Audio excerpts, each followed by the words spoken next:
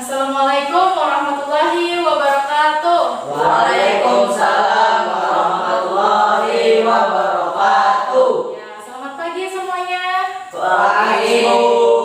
Ya, bagaimana kabarnya hari ini? Alhamdulillah baik. Ya, sekarang kalau ditanya bagaimana kabarnya, jawab yang semangat. Alhamdulillah. Luar biasa. Allahu Akbar. Coba. Bisa. Bagaimana kabarnya hari ini? Alhamdulillah luar biasa. Allahu Akbar. Ya, sekali lagi biar lebih semangat. Bagaimana kabarnya hari ini? Alhamdulillah luar biasa. Allahu Akbar. Ya. Bagaimana kabarnya hari ini? Benar-benar semangat. Semangat. Ya. Jadi sebelum kita mulai pembelajaran hari ini, kita berdoa dulu bersama. Ayo berdoa, kita mulai. Bismillahirrahmanirrahim. Raditu billahi rabba wa bil islami dina wa bil muhammadin nabiyya wa rasulah. Rabbi zidni ilma warzuqna fahma wa alimna bisolihin. Amin ya rabbal alamin. Amin. Semoga pembelajaran kita hari ini dapat berjalan dengan lancar.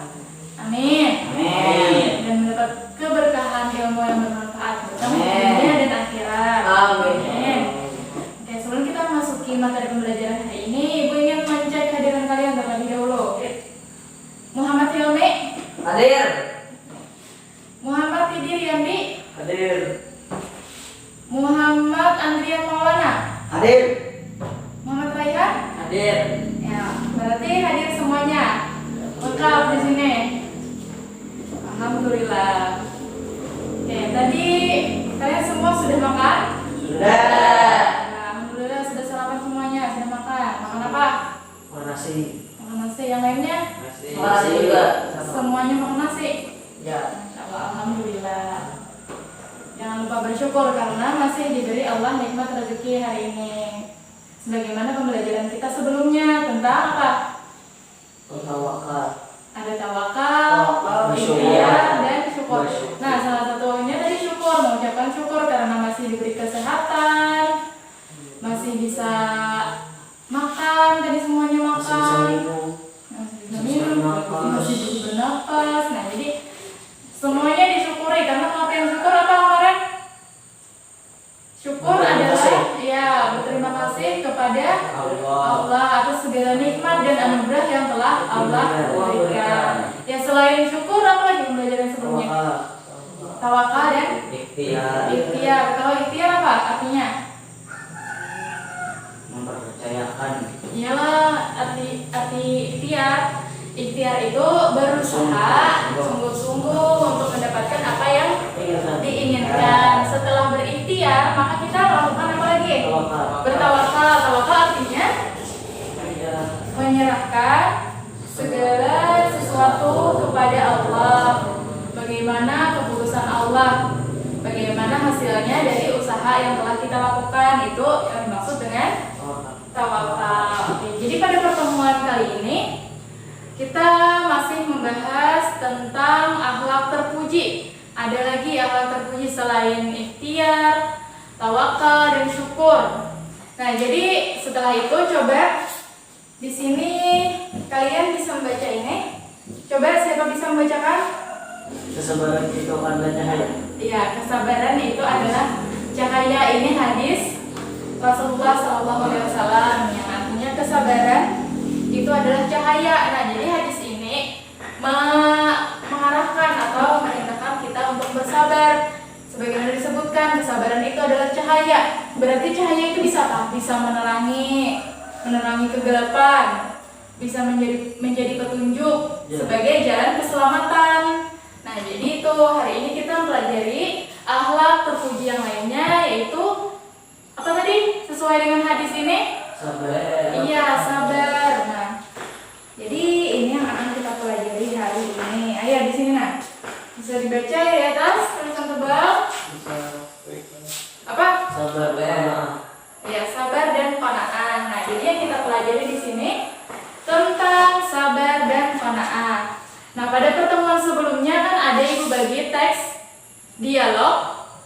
dialog Hasan dan siapa? Ahmad. Hasan dan Ahmad. Itu diambil. Sekarang akan dibacakan oleh teman kita. Siapa yang akan membacakan? Ayo, siapa kemarin disebutkan? Femi dan Idi. Ya, silakan maju. Ya, tepuk tangan untuk. Silakan di sini kita mulai ada cerita atau bercerita yang teman-temannya silakan dengarkan, perhatikan bagaimana ceritanya. Perhatikan baik-baik. Oke, kita mulai di sini ya. Jadi ketika datang ke sekolah, Ahmad dengan wajah cemberutnya langsung menghampiri Hasan yang ada di kelas. Kenapa Mat pagi-pagi kok sudah cemberut gitu? Aku lagi kesel banget, San. Tadi di jalan ada mobil lewat di sampingku, menabrak genangan air. Terus airnya kenaku. Kesal banget aku sama auto orang. Pengen banget paling batu mobil tuh orang. Ya sudahlah Mat, yang penting kamu nggak apa-apa, bisa sampai ke sekolah dengan selamat. Iya sih, memang aku gak sampai jatuh, tapi pakaianku kotor, San. Nggak apa-apa kotor, kan bisa bersih nanti. Kalau jatuh dan luka-luka kan sudah dan sakit juga. Iya deh, iya. Tapi tetap aja aku kesal sama orang itu. Aku doain semoga dia kena sial hari ini gara-gara bikin aku kesel. Sabar dong Mat, nggak boleh gitu. Nggak boleh marah-marah, apalagi sampai ngomong gitu. Dosa tahu. Gimana caranya supaya aku bisa sabar, San? Ingat bahwa segala sesuatu itu terjadi atas kehendak Allah Mat. Maksudnya gimana, San? Aku masih kurang paham. Jadi musibah seperti tadi itu juga terjadi atas kehendak Allah sebagai ujian untuk umat. Allah ingin lihat mana hambanya yang sabar dan mana yang nggak sabar hadapi itu semua. Kayak kamu tadi tuh nggak sabar sampai marah-marah. Berarti aku dosa ya, Mat? Sudah marah-marah tadi. Marah-marah itu memang jarang Islamat, dan Allah menyukai orang-orang yang sabar. Dalam Al-Quran pun disebutkan sesungguhnya Allah bersama orang-orang yang sabar. Oh, jadi gitu ya, San.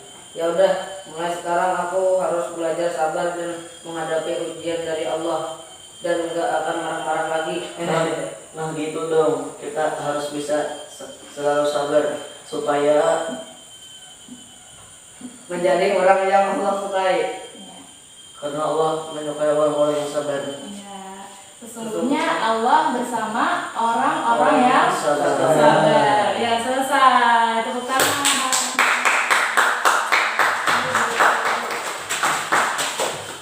Ya, tadi teman-teman yang lain sudah disimak bagaimana cerita yang dibawakan oleh Hilmi sebagai Ahmad dan Kidi sebagai Hasan. Tadi sudah diperhatikan, dilihat, didengar ceritanya seperti apa? Sudah dipahami? Nah, jadi cerita itu tadi menceritakan tentang apa tadi? Tentang apa? Hasan dan Ahmad bercerita tentang apa tadi? Ahmad datang marah-marah. Terus Hasan menasihati Ahmad supaya apa? Ya, supaya jangan marah-marah, supaya sabar.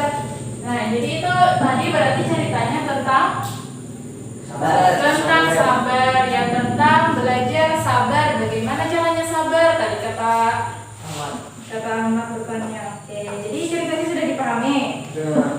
Nah, jadi kita sekarang masuk pada materi. Nah, sebelum kita masuk pada pengertian ini, jadi tujuan kita belajar tentang akhlak terpuji, sabar, dan qanaah ini supaya kalian bisa memahami apa itu pengertian sabar dan qanaah, kemudian tahu dalilnya pada surah apa tentang sabar dan qanaah. Selain itu juga bisa mengemukakan contohnya, bagaimana contoh orang yang berperilaku sabar dan berperilaku qanaah. Setelah itu juga mengetahui dampak positif berperilaku sabar dan qanaah. iya. Nah, ini jelas? Jelas. Nah, yang pertama sabar dulu sesuai dengan cerita yang dibawakan oleh Ahmad dan Hasan tadi. Ayo, di situ ada sabar. Sabar itu artinya apa? adalah Sabar menahan diri dari sifat kegundahan dan rasa emosi. Kemudian menahan lisan dari keluh kesah serta menahan anggota tubuh dari perbuatan yang tidak terarah. Berarti sabar itu menahan diri dari sifat kegundahan. Kegundahan itu apa? Berarti kegalauan, kecemasan. Berarti itu harus ditahan. Caranya itu sabar. Nah, kemudian menahan emosi. Contohnya emosi seperti siapa tadi yang emosi dalam cerita itu? Ahmad. Emosi sampai mendoakan orang itu kena sial. Berarti itu dia marah-marah. Tidak bisa menahan emosinya. Seharusnya tadi yang dilakukan oleh Ahmad itu yaitu sabar. Jadi harus sabar menahan emosinya. Nah, jadi itu pengertian dari sabar. Seperti Hasan tadi melihat temannya yang sedang marah-marah. Tadi dia sabar menghadapinya, malah menasehatinya supaya jangan marah-marah. Berarti itu termasuk perbuatan baik. Iya, perbuatan baik, perbuatan mengajak temannya untuk bersabar. Imam Ghazali menyebutkan sabar itu ada 3 macam. Nah, jadi kata Imam Ghazali, sabar itu ada 3 macam. Nah, ada sabar di sini. Sabar di sini ada 3 macam. Ada sabar dalam taat kepada Allah. Ada sabar dalam menahan maksiat. Ada lagi sabar dalam ujian atau musibah. Nah, jadi ada 3 macam bentuk sabar. Coba yang pertama, sabar dalam taat kepada Allah. Misalkan dalam beribadah, dalam taat kepada Allah itu contohnya seperti puasa. Harus sabar, jangan sampai mengeluh. Biasanya ada yang mengeluh kalau lagi puasa, mengeluhnya apa? Lapar, haus, marah. Nah, marah-marah. Itu kita juga harus sabar dalam menjalankan taat ibadah kepada Allah. Salah satunya tadi puasa, tidak boleh mengeluh. Nah, terus lagi dalam menahan maksiat, sabar dalam menahan atau menghindarkan dirinya dari perbuatan maksiat. Contoh perbuatan maksiat itu berarti hal-hal yang dilarang dalam agama. Contohnya apa? Pacaran. Nah, pacaran, mabuk, apa lagi? Nah, itu maksiat tadi contohnya disebutkan sudah pacaran, mabuk. Berarti harus sabar. Kita melihat ada yang melihat orang pacaran, harus sabar. Padahal ini tadi menyebutkan pacaran maksiat. Apakah tadi ingin pacaran? Mau pacaran? Tidak. Nah, berarti harus tahan tuh. Atau berarti tidak, berarti menahan dirinya dari pacaran karena tahu pacaran itu maksiat, hal yang dilarang dalam Allah. Berdua-duaan dengan perempuan yang bukan muhrim, bersentuhan, padahal itu tidak boleh atau dilarang. Maka harus menahan dirinya, jangan sampai melakukan hal itu. Berarti harus sabar, jangan melakukan hal itu, karena nanti akan ada saatnya bisa berduaan dengan perempuan, tapi syaratnya apa? Menikah. Iya, menikah, bukan pacaran. Ya, TV sudah tahu soalnya. Nah, jadi tadi ada lagi maksiat apa? Yang kata ini tadi mabuk. Nah, mabuk itu termasuk maksiat. Apakah ini pernah lihat orang mabuk? Pernah.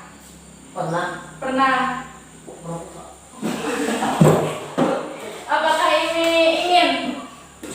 ingin ikut mencoba mabuk-mabukan? Tidak. Apakah benar tidak? Tidak.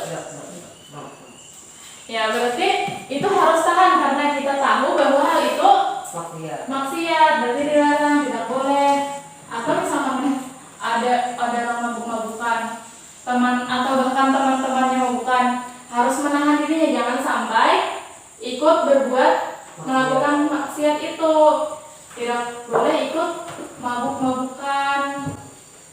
Emang orang mabuk seperti apa, Mek?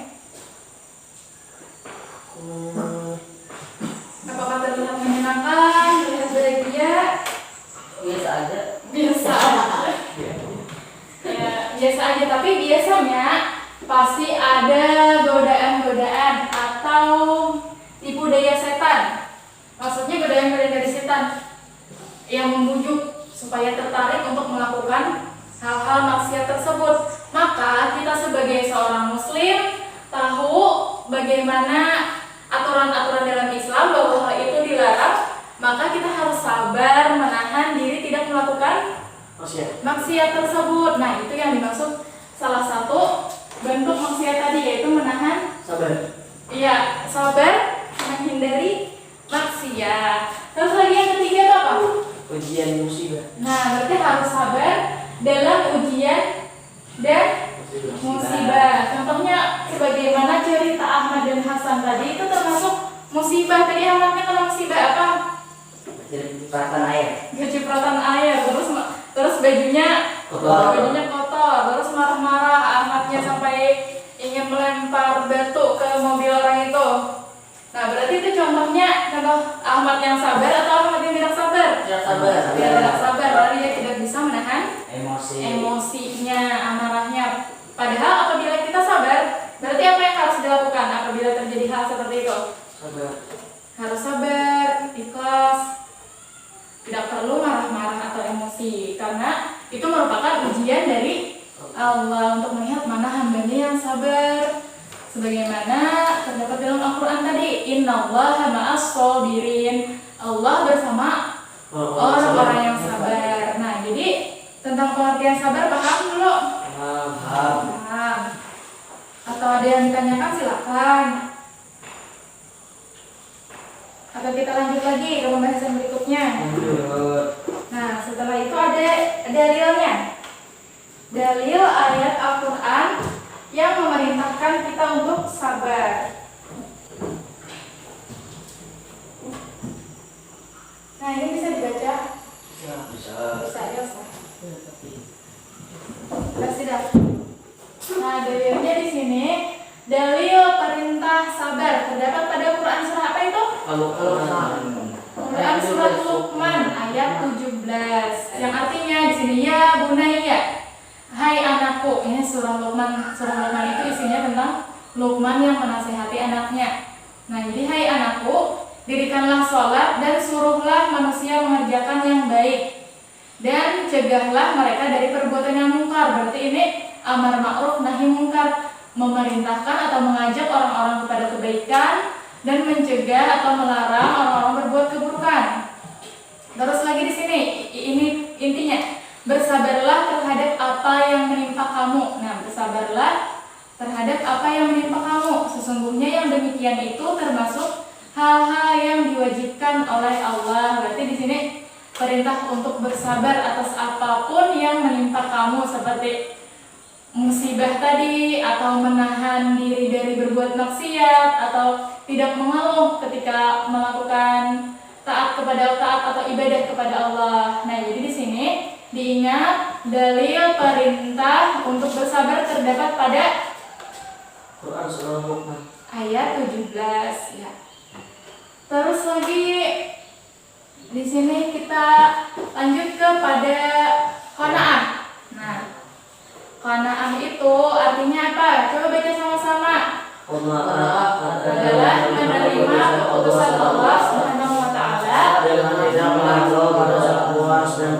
keridaan atas keputusan Allah, serta senantiasa tetap berusaha sampai batas maksimal kemampuannya.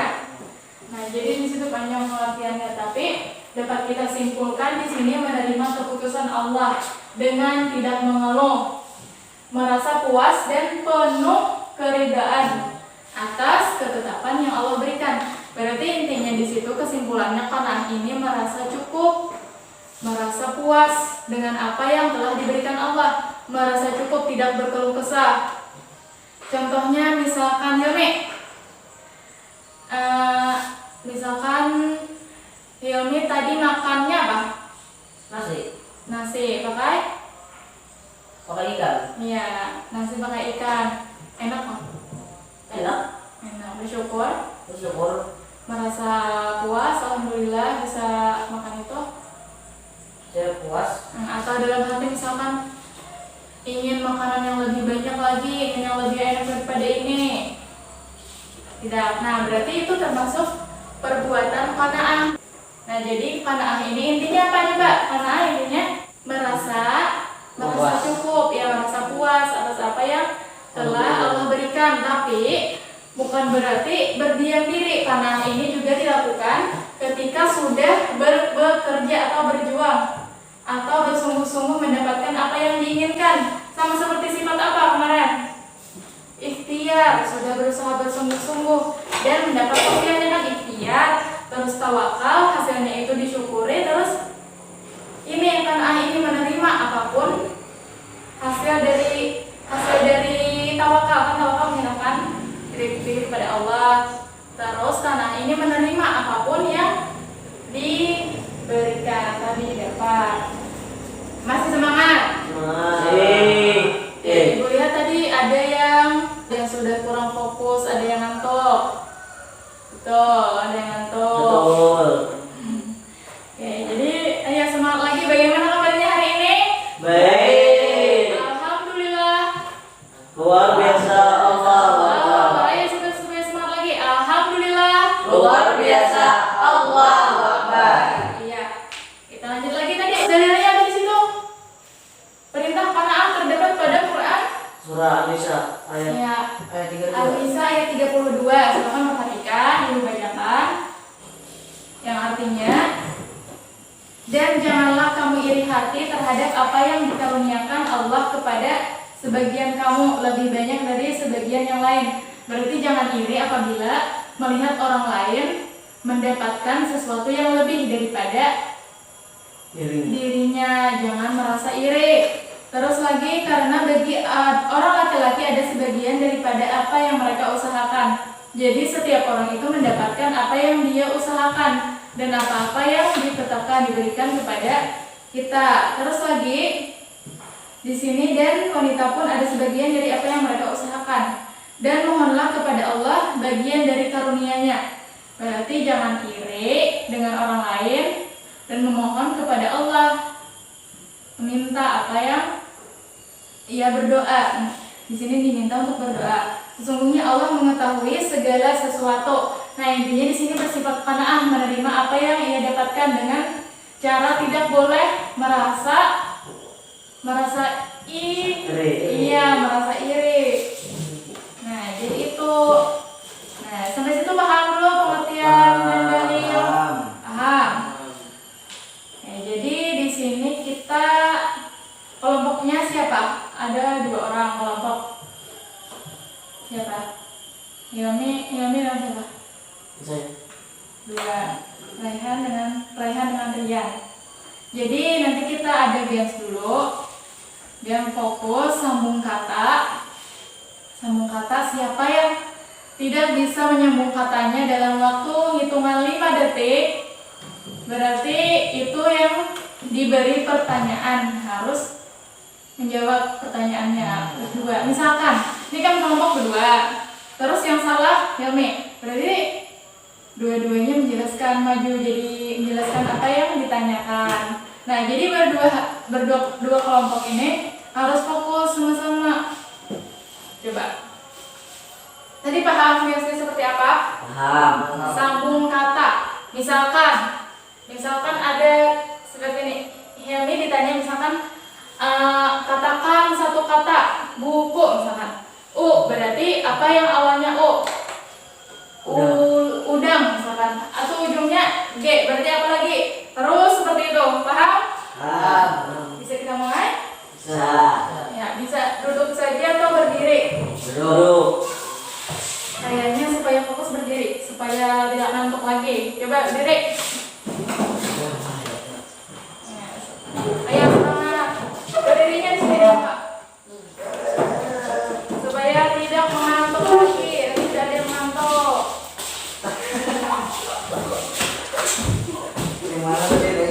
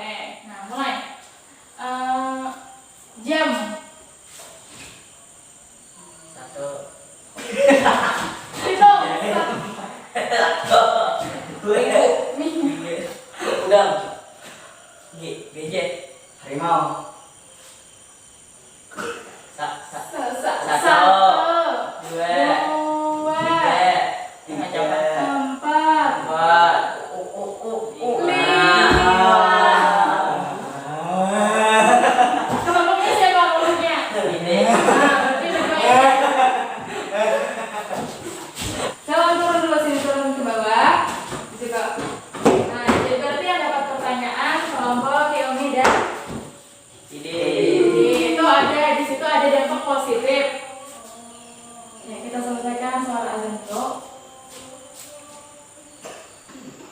Azan udah.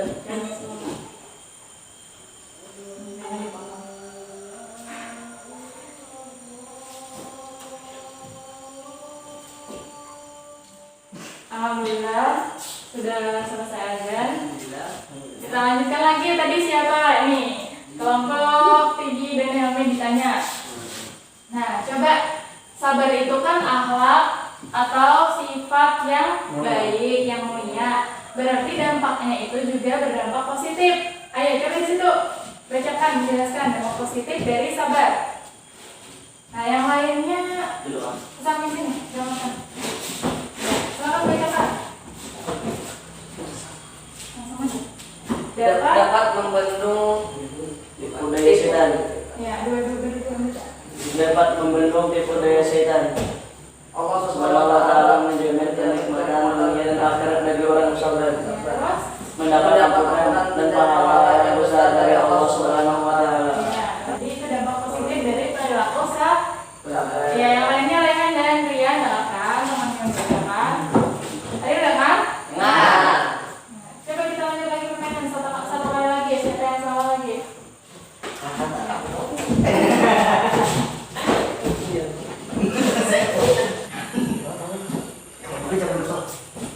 Ayo Ari, satu kata. Spidol. Lubang. Apa lagi? gejek. Aduh. Kakak. Aduh. Nanas. Sapi. Ikan. Asik. Satu, dua, tiga, empat, lima. Nah, berarti masukin lagi. Kristen mulia. Silakan duduk dulu. Kemudian, ini ada Rayhan jelaskan tadi dampak positif dari perilaku konaan. Ayo, jelaskan. Yang lainnya jelaskan. Nih, kayak itu jangan iya kayak itu nah. Ya, coba. Kalian bisa. Iya, coba. Jiwa dan pikiran. Jiwa dan pikiran lebih tenang, kalimat dan terhindar dari rasa iri dan dengki. Iya, terhindar dari iri dan dengki. Kalau bersifat konaan akan menerima, tidak merasa iri dengan orang lain. Terus lagi apa? Disukai setiap orang. Tiap orang. Ya, orang suka karena akhlaknya baik. Terus lagi. Mendapatkan kebahagiaan dunia akhirat. Ya, kebahagiaan dunia akhirat karena akhlak terpuji, tenang hatinya. Kalau yang tidak iri tadi bersifat konaan itu tenang, berarti tenang sampai dan merupakan itu mendapat pahala dari Allah berperilaku seperti itu. Jadi mendapatkan kebahagiaan di dunia dan juga di akhirat. Terus lagi. Terhindar dari sifat tamak. Iya, teman kita Kak. Kolok membahas banjarnya. Iya, ya. Ingin mendapatkan lebih banyak, mendapatkan banyak. Terus lagi? Terhindar dari ancaman siksa yang berat. Iya, berarti terhindar, selamat dari ancaman siksa yang berat. Itu maksudnya siksa neraka. Iya, sudah tepuk tangan untuk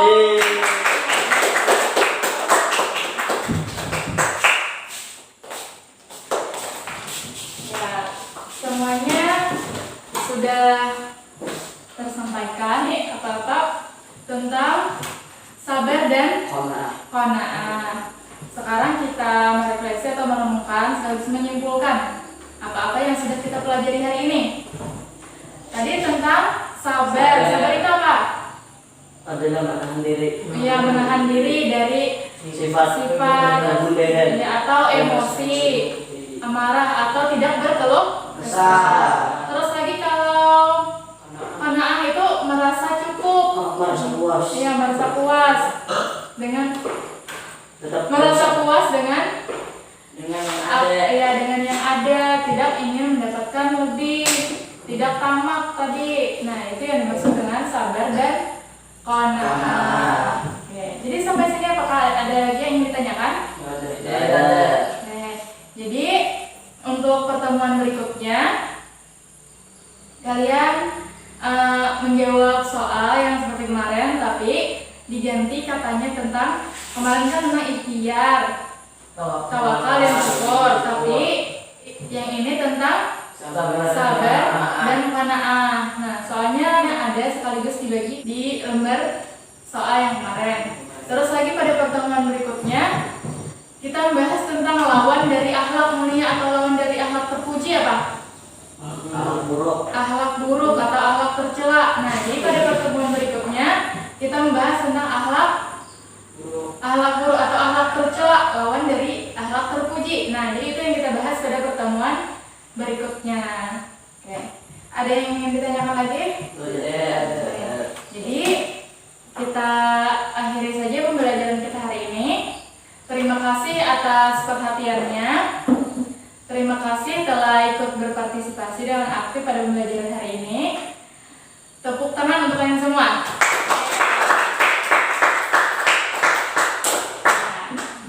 Jadi saya mohon maaf. Wabillahi taufiq wal hidayah. Wassalamualaikum warahmatullahi wabarakatuh. Waalaikumsalam.